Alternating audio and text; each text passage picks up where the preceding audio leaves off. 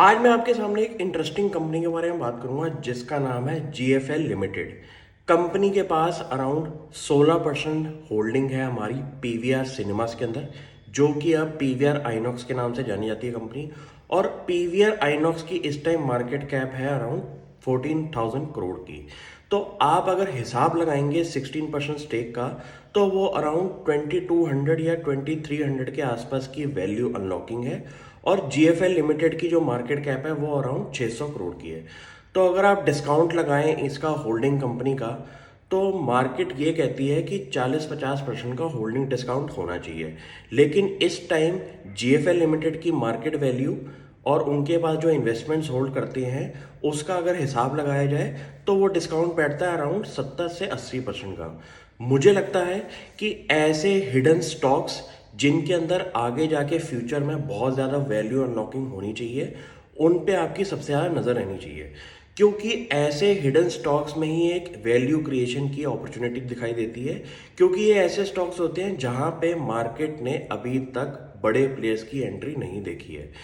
मेरा भी यही मानना है कि जो फेमस कंपनियां होंगी वहां पे पैसा कमाने की गुंजाइश जो होती है वो कम रहती है।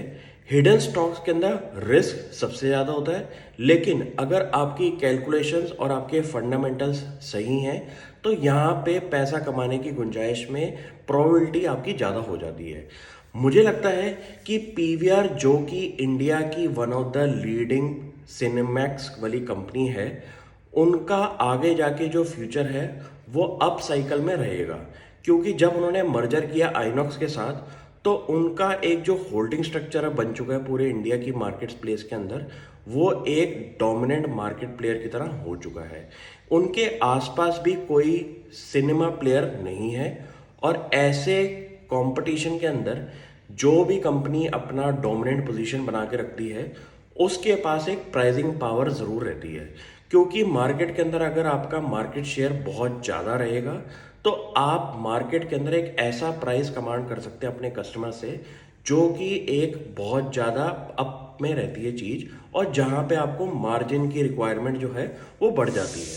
तो मुझे लगता है ऐसी बेट्स बहुत ज़रूरी हैं, क्योंकि आपको हिडन अपॉर्चुनिटी के अंदर ही मुझे लगता है कि ऐसे स्टॉक्स जो हैं वो ढूंढने को मिल सकते हैं। तो अगर हम इंडिया के सिनेमा हॉल इंडस्ट्री की अगर बात करें, तो इंडिया में अराउंड टोटल के अंदर 9,500 सिनेमा हॉल्स हैं।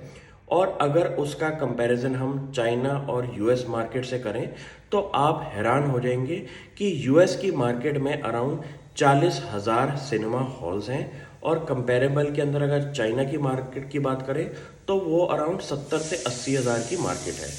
अगर इंडिया का हम ओवरऑल कंपैरिजन चाइना और US के साथ करते हैं तो मुझे लगता है कि सिनेमा हॉल्स की भी मार्केट के अंदर जो एड्रेसेबल मार्केट का जो साइज है वो अराउंड 3 से 4 गुना का बढ़ सकता है।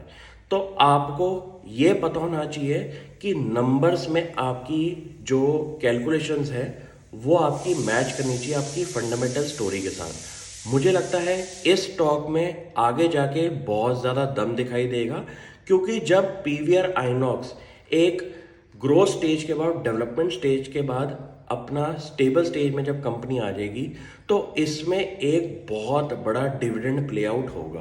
क्योंकि एक ऐसा बिजनेस है जहां पे मुझे लगता है कि कैश फ्लोस आज नहीं दिखाई दे रहे, लेकिन फ्यूचर में जब ये मर्जर की सिनर्जीज हो जाएंगी, कंपनी एक बहुत बड़े स्केल पे काम करना शुरू हो जाएगी, तो वहाँ पे मैसिव कैश फ्लोज आएंगे।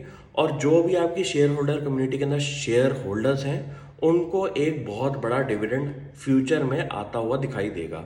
अभी फिलहाल कंपनी का जो रेवेन्यू ड्राइवर है वो कुछ नहीं है, क्योंकि इनकी डिपेंडेंस है सिर्फ और सिर्फ डिविडेंड प्ले के अंदर आपका PVR आइनॉक्स के साथ। तो अभी इस स्टॉक में इसलिए आपको इतनी तेजी नहीं दिखाई दे रही। तो यही टाइम है अच्छे स्टॉक्स को पढ़ने का। स्टोरी आपकी इंटैक्ट रहनी चाहिए। अगर स्टोरी में चेंज आए तो आपके फंडामेंटल स्टोरी के अंदर भी एक चेंज दिखाई देना चाहिए। मुझे लगता है इस स्टॉक को आगे आप भी पढ़ें और मुझे बताएं अगर इसमें कोई शॉर्टकमिंग आपको दिखाई दे रही है। Thank you.